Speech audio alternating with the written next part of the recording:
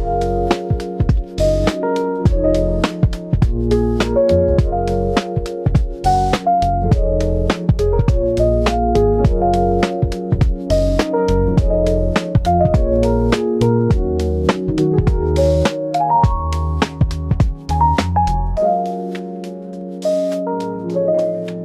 everyone, this is Sabine Dieme. Today we have Samantha DeLiberal with us, the heart behind pure friendships. Yes. And we're so happy to have her here. And we cannot wait to just dive into all the things about friendships and how they can affect our mental health and really the overall quality of our lives. So yeah, let's get started. So I'm the friendship enthusiast, your friendship coach. I have a heart and passion for all things friendship. It started as a personal journey, but then God just showed me that so many people around the world struggle with this one way or the other. And so I'm so happy to be here. Thank you for having me here, because I do feel like friendship does play a major part in mental health. So we'll be diving into a few points when it comes to that. But I'm excited to be here, girl. Let's talk. Yeah, girl talk. I love it. As adults, because there's one thing when you were going to school and some of your early relationships probably started in school or even in your family, right? With your brothers and sisters, cousins. But it's a whole different world when you are post-high school, post-college. You're living your life, finding your way. I think one of the burning questions, at least for me, is how do you go about friendships as an adult? It's so funny, because this is like one of the major questions that I get as a friendship coach. Is one of the major topics that even come up when people do sporadically talk about friendship. And for me, one of the things I always like to go back to when it comes to building friendships as an adult is to go back to school. Go back to that childlike heart that you had. Go back to that childlike anticipation where you saw no wrong in people, or you're not living life based off of traumas because you weren't old enough to even understand what trauma was or what your experiences was. You were just going day to day. And so I think that we've taken on the responsibility as adults so much so that we don't allow ourselves to be childlike. And, you know, for me as a woman of faith, I know that I'm constantly trying to find that grounded space to be a child, especially when it comes to like discovering who I am as a person, how I serve the world, my communities. I want to be a child because I want to learn. And when you're childlike, you're willing to learn. You're willing to learn through sharpening, through friendship. And that's all friendship is. I'm going to teach you something about yourself. I'm going to ship you somewhere. I always say this. If anybody knows me, it's like a friend will ship you somewhere. If you want a friendship, prepare to go somewhere, you know, and that could be good or bad. But it's up to you how you respond to that and how it goes. And so as an adult, I always tell people to go into it as a child, have a childlike spirit so that you can experience it, because peer pressure isn't just for kids, it's also for adults. Yes, it is. You know what's funny? Yesterday, we were talking off camera about this too. Yesterday was my husband's birthday, and so I took him out. He loves the movies, so we went to the movies. And then on our way out of the theater, we were seeing all of the movies that are coming up. Mean Girls is coming back. Really? And so I started talking to him, and I said, "Man, Mean Girls!" And automatically, my mind went back to school days, back to those scenarios, those "you can't sit with us," right? And I was saying, you know what's crazy is that people really think that you grow up and things change. Yeah. But there's Mean Girls when you grow up too, and there's, you know, all those dynamics play out. So it makes a lot of sense that you say, you know what, go back to childhood, go back to the playground. Go back to the sandbox where you take your kids out to play with other kids that they've never met all the time. And I think that as parents, we didn't have those parents, you know, back in the day. At least for me, my mom allowed me to be who I am. But she wasn't encouraging me to go out there. She just knew that was part of my spirit. But as a parent, as family members and people that are older, sometimes as adults, we put that pressure on our kids to not be friends with, you know, to not make friends or that person. And just, we create that barrier and that fear, you know, is something that we're taught. So if we go back to the basics and we go back to the school grounds, friendship and building friendships as an adult becomes a little bit easier because the expectation is different and you're willing to allow life to life a little bit. Okay. You know, it's all a lesson, you know, and this is one of the main reasons why I called my academy Friendly Hills Academy, because it's an actual, like this, I want that like back to high school high where, you know, no more Mean Girls tables, you know what I'm saying? Yes. You can definitely sit with us because we're going to talk about friendship in a different way. I love it. Oh man, I think there's so many places we can go with this conversation just on Mean Girls alone. Yeah. And it comes to mind. So like mental health is what I you know, that's my area. That's what I love to talk about. And stemming from law enforcement, crisis intervention, mental health is so important to me. But I would say as a woman, a wife, a mother, I think my audience seems to be mostly centered on women. But now friendships, I feel like, of course, we all need friends. We all have friends to some capacity, right?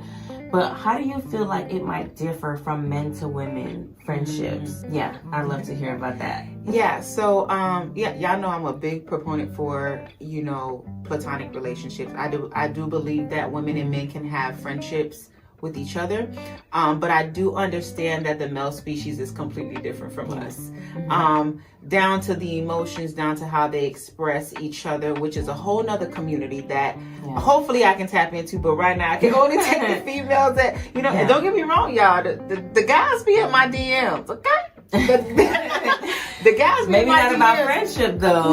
No, about friendship. You know, yeah? That's so crazy. I don't get hit on. I don't get hit on like that in my DMs. Really? Nah, men find my page and they're more like, oh my God, we need, like everybody needs this. They're more like, I love this friendship thing because they don't have that outlet. Yes. It's hard for men to have that space to be vulnerable, to talk about their relationships and friendships. Or mental health in general. Or mental health in general. Yeah. You know what I'm saying? But you need friends. Men need friends to talk about mental health. Right. Us women, we cope with mental health on our own in a different way. We don't necessarily seek community all the time, even though it's available for us. Okay. But for men, it seems as though it's scarce and there's no availability for it. So they process their emotions differently than we do. Okay. We're more emotional. We're not like fact driven. We're more like me, how I feel, what I want, you know, and men can be selfish too in a sense, but it's not emotionally selfish. It's more like fact driven. Like, okay, I gotta be a man. So I gotta do what I gotta do. Okay, well, I'm not gonna cry over this guy friend. So get it together. You know, the fact is I gotta be masculine. You know what I'm saying? So that's a difference that I see between men and women and how they handle friendships. But I believe that if we all unanimously, as you know, as human beings, would just come to terms in knowing that the resources are available and that we could lean on our friendships to be vulnerable and talk about the things that really, really are tearing us apart on the inside, I think that we all could react to it the same way. But we need the environment for it first. Okay, so it's interesting.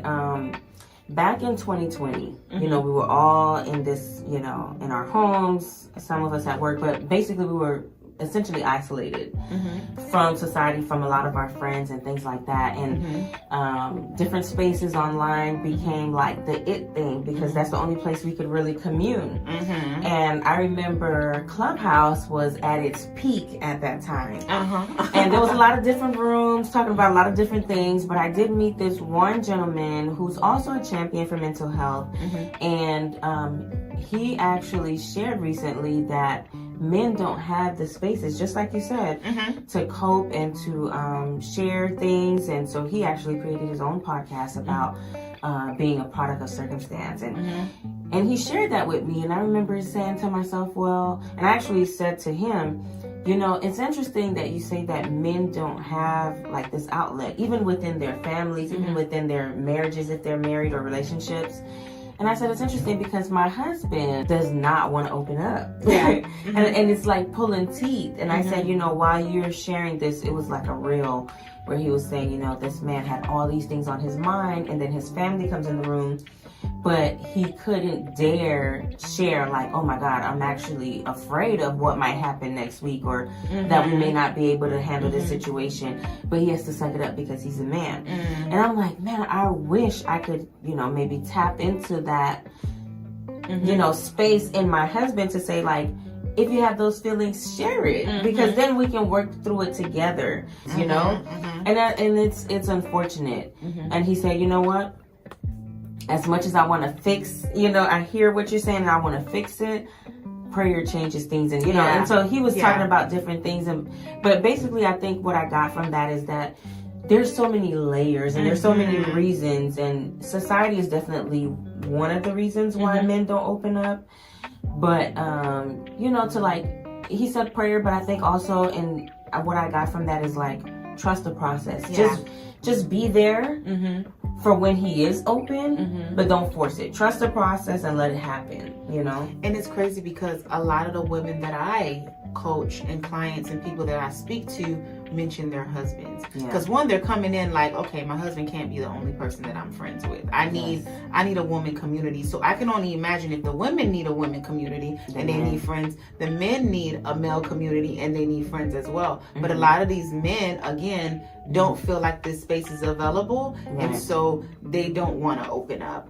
But like he said, trust the process. I believe we're entering a new phase in this world where people they're doubling down on their relationships. We're looking at the people around us. Friendship is becoming something, it's becoming a major topic. And I remember when I started this back in 2018, this is when no new friends was popping. It was the model, it was the thing. And trust me, I was back there singing that song too, because I didn't know what God had in store for me. But here we are, and I'm like, no, we definitely need new friends. And so when I started my platform, people were like, this girl crazy. And I literally was saying like, friendships is going to be a major topic in the years to come. And here we are, pandemic hits. We realize how we need people. We need to have a hug sometimes. We need to like interact to function. And it's like the men was feeling it too. They might have been quiet.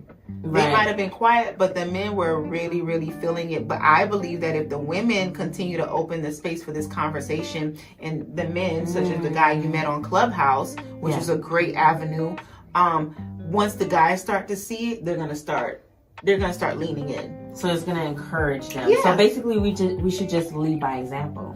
Whether you're in a relationship or even for your friend, because I can imagine, like with me, with my husband, if I feel that way, there may be relationships or friendships with men and women, men and men, women and women, where there's someone who just don't have the capacity to open up because whatever fears, whatever traumas that they may be having to heal from. And so, lead by example. So I think that's a great thing. I also think, and I'll add this, I also think men should seek therapy, but seek therapy from a male. Okay. I think that helps. And it's not to say that the women can't help, but the men are so used to wanting that mother figure, that nurturer, or wanting or having that feminine energy that sometimes they're afraid to open up to men. And I think I'm not saying it has to be your therapist forever. You can try it for a season, but have that space where you can go talk to another man who is, educated in this area to talk you through it and allow yourself to be fully vulnerable in that moment. I think that would help with them opening up with another male.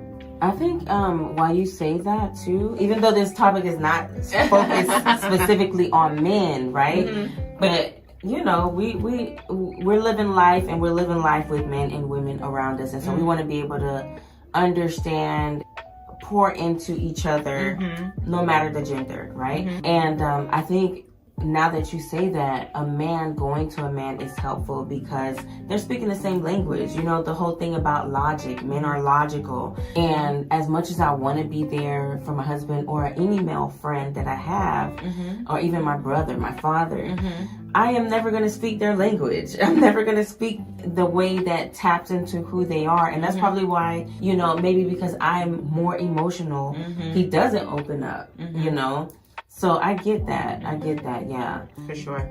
Back in 2015, I went through a setback something that kind of rocked my world, both professionally and personally.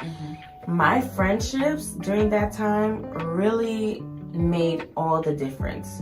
My friendships, my mental health support system, which included my family as well, but my friends in that moment, you know, it's something that I'll always remember. The friends who were there, the friends who were not there or who turned away. I remember sharing this with a friend at that time that I was so grateful for her, and I said, but I'll be honest, I don't know if I was equipped at that time to be there for her the way she was for me.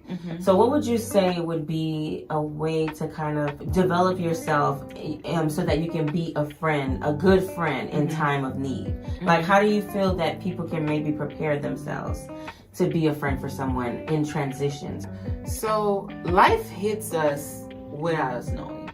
And I think sometimes when we have a group of friends, or we say, okay, let's say I have 10 or 15 friends, we would like to say that all 10 or 15 of those people will be there for us when something hits the ceiling or the fan, at the same level, right?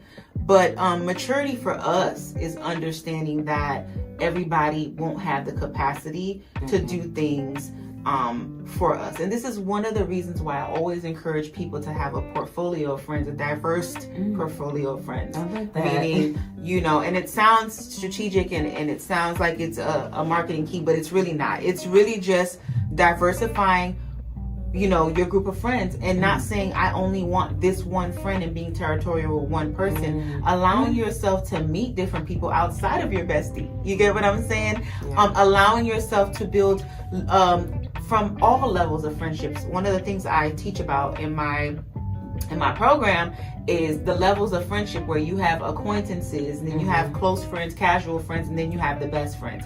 Every single level is important, but a lot of times we negate those acquaintances. We negate the casual friends because we don't think they're important, but they are important. And what I've learned is that in seasons when I needed my close friends, they didn't have the capacity to carry me. So an acquaintance had the capacity to carry me. Maybe it's because they weren't as attached. Maybe it's because they weren't as familiar with who I am, or they just simply had the resources to help me at that moment. And it doesn't mean that they're better than my best friends. It just means that the timing was right and it was divine, and I allowed the friendship to take me where it's supposed to take me, you know? And so in that season, when you went through what you went through, it's easy to sit back and be like, let me calculate my friendships and see who was there for me and who wasn't.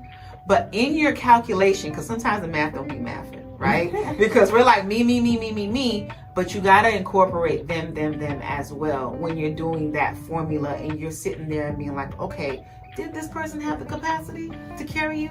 Do they even understand the line of work you do? There's a lot of stuff I do that my friends don't know. I deal with that work. Right. There's a lot of stuff that your friends won't know you deal with in your marriage, you know, and we know that even when breakups happen or divorces happen or we have to change jobs, these are life-changing decisions because I had to make a personal game time decision as to what I'm going to do for the next couple of years of my life.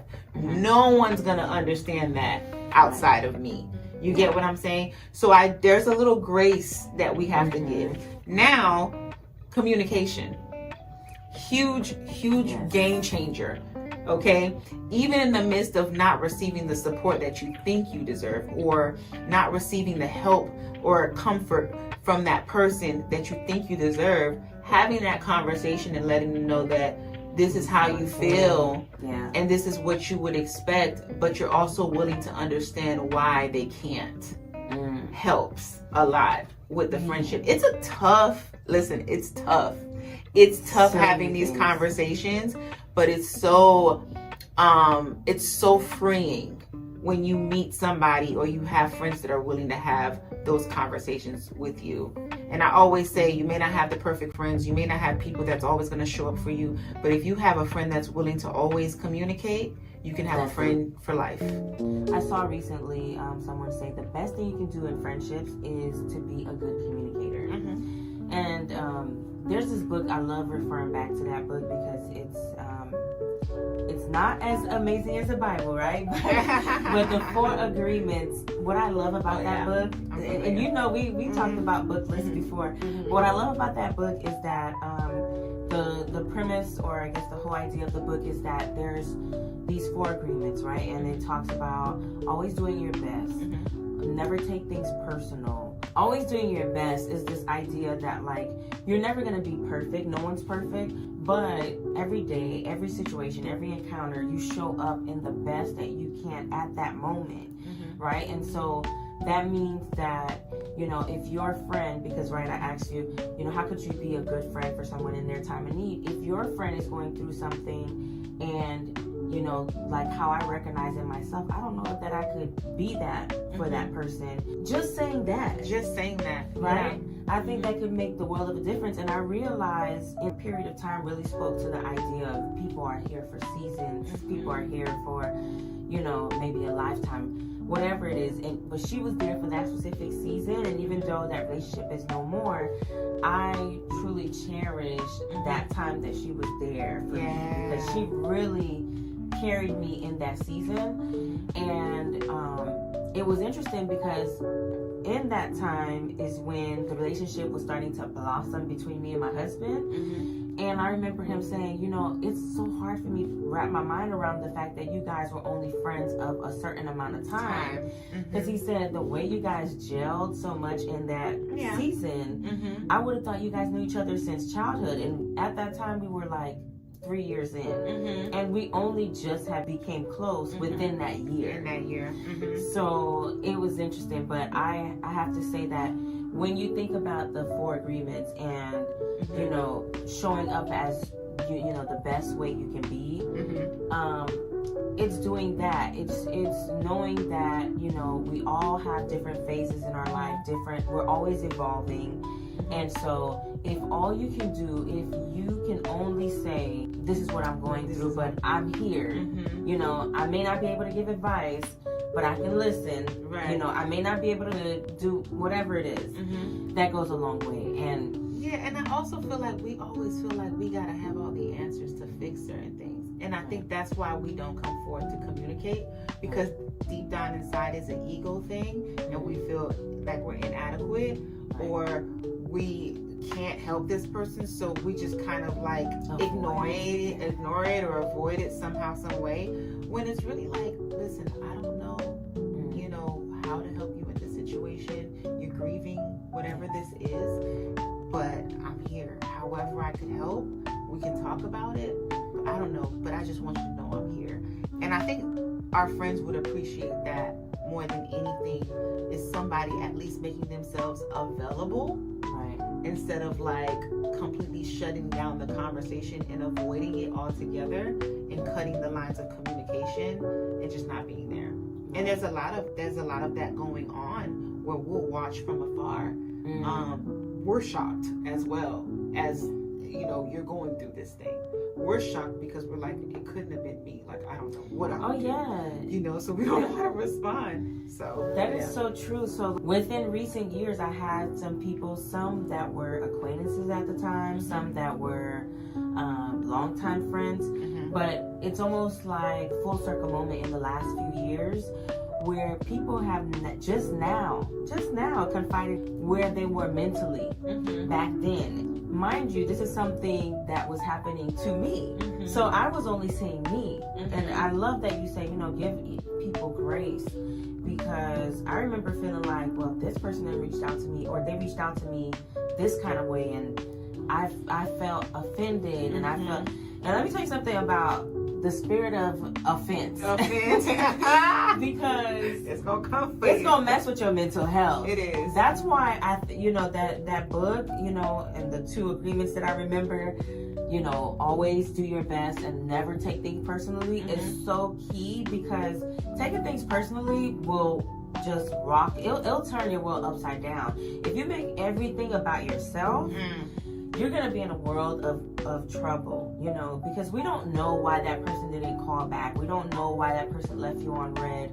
Me as a mother, okay, just today alone, I reached out to 2 people and I was like apologizing because I started messages that I didn't finish, and it was like when I went back, now it's been a few days, and I went back to like message this person, I'm like, oh snap, I never responded back to them.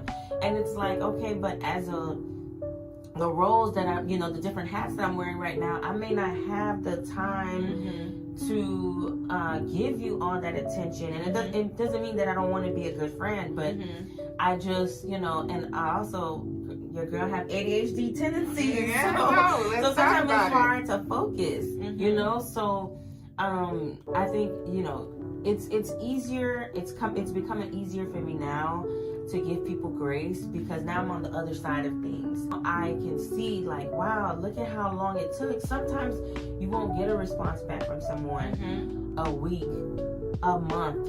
It takes years sometimes for people to even feel comfortable with themselves and even with you to share whatever they've been going through. But yeah, I had a friend that was like, hey, you know what happened back then? I just want to say this is where I was mentally. And I'm like, wow. The fact that you even, I thank them when they say that. Because I'm like, the fact that you even felt the need to share that with me, even though it's been so long. Thank you for feeling the need to share it and for trusting me with that information, because you could have just kept it to yourself. So I just want to say, like, I think even though I'm not the friendship expert, I feel like just in my own experience, the grace should be extended as you, the person going through whatever it is, the crisis, the situation, and the other person, vice versa. Grace should be, it should be a two-way street. And then it helps you mentally, and it helps the relationship, the friendship. Yeah, and what I would add to that too, we need to also practice focusing on the positivity and the positive relations that we do have, and the positive responses. One of the things that really helped me as a friend is being able to gauge who was there and thanking those people for being there, but not focusing on who was not. Okay. Because at any given moment, like I told you, the people who are not there in this season might be able to be there for you in another season because they have the capacity for it. And one of the things, like you said, and one of the agreements is to do what you can, right? And the doing what you can doesn't necessarily give you the timing or when that's going to happen, but do what you can when you can is what I would say, right? And one of the things that none of my friends, and this is what I live by, none of my friends can say that Sam wasn't there when I reached out to her, knowing she had the capacity to help me with a particular situation. You get what I'm saying? Now, I may not have it, but the friends that know me and know that I have the capacity to do something, I've always made sure I was there. I may not call you every single day. I may not initiate a conversation every single day. I may not be that person. But in the wake of an emergency, I will be there if I can. And that is more important than anything, I think, because you're giving this person a peace of mind. It's kind of like insurance, right? It's kind of like I'm investing in this relationship, in this friendship, and you may not be giving me gifts every season. You may not be calling me every day. We may not text every day, but I know that our connection is so solid and I can depend on you that even if I call you next year, you're going to pick up Where we left off, right? You're going to pick up where we left off. You're going to pick up the phone. You're going to be there for me. And that's the type of equity in relationships that I try to build. And I try to be there for people like that as well. Like, you call me, you hit me up. Yeah, of course Sam's going to do it. Let me hit her up. Like, that's how, honestly, and I don't even want to make this a wealth situation, but that's how rich people keep their peace and have the best friendships, because they build relationships with people that they know can be there, but not be there all the time. You get what I'm saying? It's the low maintenance relationship. Yeah, the low maintenance, but you gonna maintain it when it's time and I need you. And of course, common conversation is good every other day, but let's be honest, life has moving parts, and we gotta keep it moving. So yeah. I always refer back to social media. It just shows you how much I'm on it. But it was talking about like how this generation is the friends from this generation are the ones that will do you dirty and be like, I love you though. Oh. And I was like, man, I don't know why, but I feel when I saw that it just brought me to like reality TV and how like everybody's pretending to be friends, but they're like really frenemies. I really want to talk about frenemies, actually. Yeah, we talk about it right now. Let's talk. Yes, I love that. Now, this part of the show, I really want to talk about frenemies. We did talk about Mean Girls, and I think Mean Girls is a little bit different from frenemies.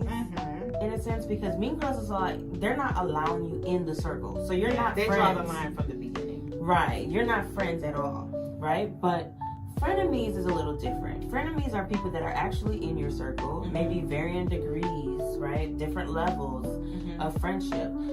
I think a lot of times an easy way to understand frenemies can be even family, right? Because these are people that kind of almost have to be around you. Co-workers kind of fit in that too. They almost have to be around you, but you don't necessarily like them, or they don't necessarily like you, or they may like you a little bit. But then there's a dash of envy, a dash of jealousy. What can you say about frenemies? Oh my gosh. So it's a real thing. And it does exist, and we do find ourselves around people that they say they love us, or they love certain things about us to our face, but then behind our backs, it seems sometimes that it's the complete opposite. But there is a scientific explanation for that, and it's really about the reflection and what a friendship brings out of a person. So when you meet someone, originally, you see all the great qualities about them. It's attractive. You know what I'm saying? Like, it's attractive when I see someone that's always happy, or you have amazing style. I love how you dress. I love your laugh. I love how you speak. I love how you carry yourself. So immediately you're like, girl, let's be friends. I absolutely love what I'm seeing. But then, as you start to become friends with this person, you find yourself in a place where you're seeing so many differences and so many things about that person that you don't have. So your own inadequacies and insufficiencies, because you're making it personal. We talked about that earlier in the episode.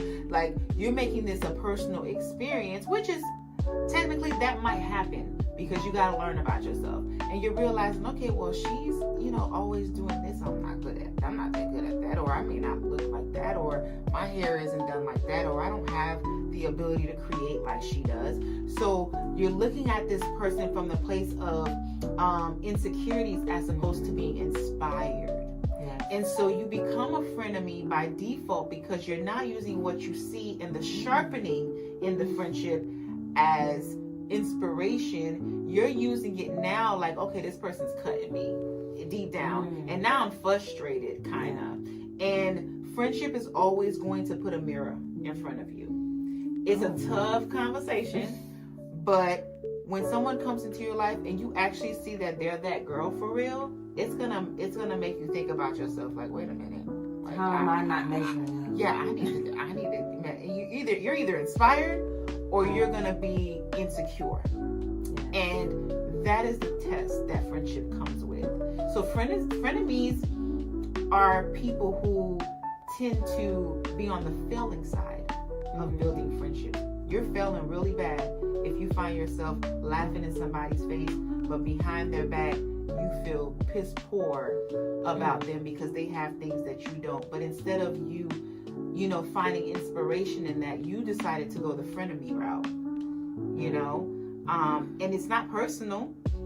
And I think once we realize and understand that there are going to be frenemies, it just confirms who we are and what we bring to the table as friends. Like, when I find out somebody was, that happened to me before, girl, literally, sharing the same bed, you know what I'm saying, in a hotel, traveling with me, went behind my back and spoke, well, why is everybody doing this, and trying to do a whole investigation. And I'm like, okay, I get it. You're insecure. It's hard for you to believe that I'm a good person. I don't know how else to explain that to you, but it's a learned lesson. I forgave her. She learned something from that experience, but that's the frenemy route, because you are facing yourself. You're facing your own enemy. Frenemies face their own enemies through the friendship. You really hit me with the scientific, right? Because I was like, okay, you know, we're talking about mental health and everything too. So it's not just a behavioral, well, even behavior. I mean, if you really want to dissect it, I mean, from what you're saying, we could really study this whole thing. This is a, you know, it's a science. It's a science behind it, and it makes a lot of sense. And I think everything, just remembering the do not take it personal. Oh my gosh. Will help so much. But it's like when you're in it, it's so hard to pull yourself out of it, to like, you know, kind of act like that third person. And that's why other friends, right, like how you talk about the acquaintances, the different level of friends are good too, because then you can, almost like with a therapist, you can have an unbiased opinion about certain things. I remember I had a fallout with someone, and luckily, because I was, you know, I relied on a third party, I relied on someone else that was a friend. I didn't share the name, I didn't share whatever, to give me an unbiased opinion, and it was really helpful. But it was a friend of me situation. And it's interesting because, you know, when you have like a breakdown of friendship, you kind of go through, okay, well, where did I go wrong? Where did things fall off? And so you kind of like do an inventory of the friendship, and you look at every interaction and where things were kind of like iffy, but you kind of wrote it off, and this and that. And I remember, because you talked about like, okay, well, this person might have a strength that you don't have. Right. I remember identifying a particular strength that this person had, and I said, oh man, you know, you're really good at this. And I said, you know what, let me not keep it to myself, because I think we talk a lot about, we see a lot that's it's kind of popular in the culture right now about giving people their flowers. Yeah. Right? And I said, you know what? I noticed this thing, and I noticed that it's something that I was lacking, and I said, you know what? Let me mention that to her. And I said, you're really good at events, you know, and I am not. When it comes to planning, that's just not my ministry. It's not my forte. And I called her in to like help me. Okay. As a matter of fact, I didn't even have to do that. Once I complimented her on it, she actually volunteered to help me. She was like, you know what?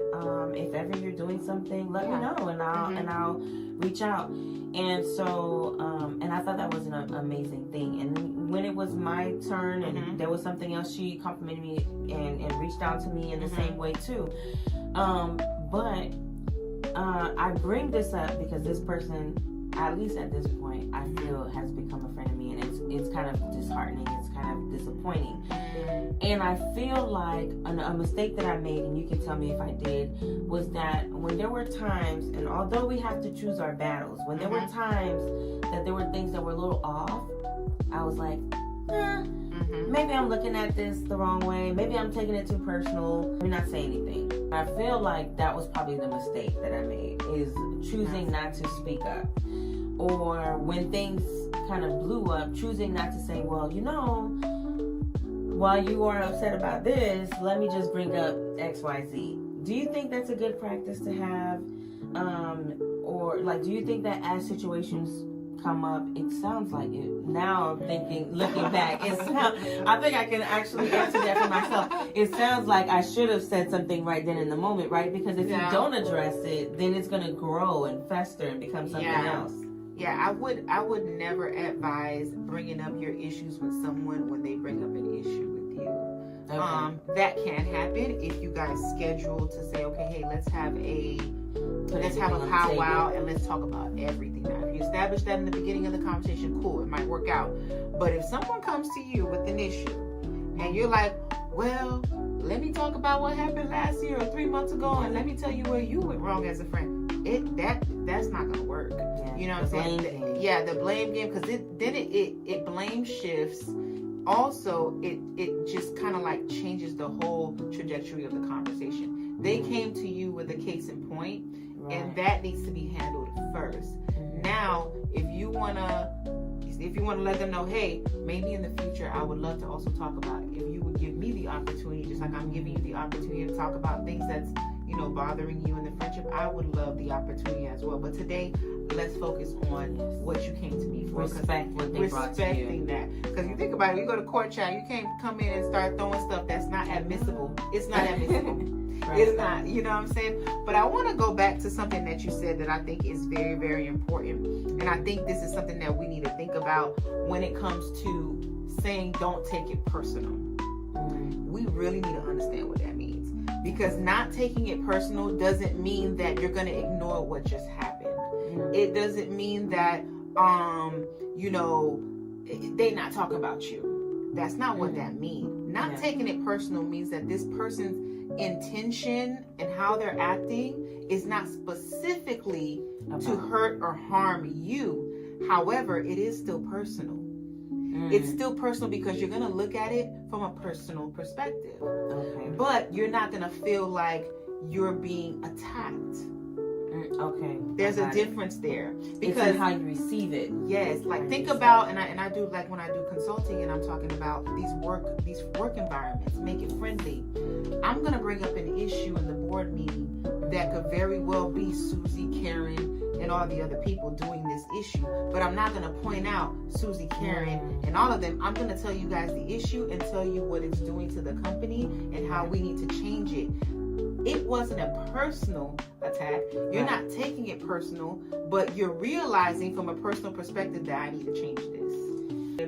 I have this thing that I do with my friends that I absolutely love, especially my closer friends, the people that I probably expect more from, where I'll ask them, hey, especially at the end of the year, and I'm due to do that now, but try to do it either twice a year or 3 times a year, depending on how I'm feeling and how the friendship's going, is to say, hey, have I been a good friend to you this year? And if I haven't, what are some improvements that you think I could make to improve our friendship and how things are?